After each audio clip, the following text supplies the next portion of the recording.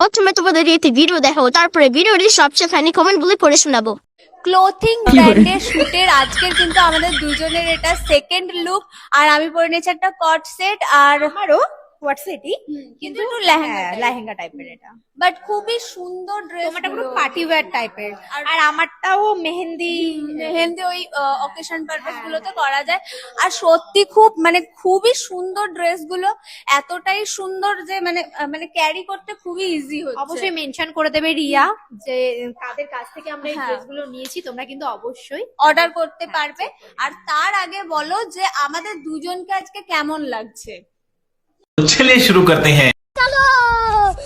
আরে মামুনি, পুরো যাত্রাপালার ড্রেস লাগছে। বলেন কি?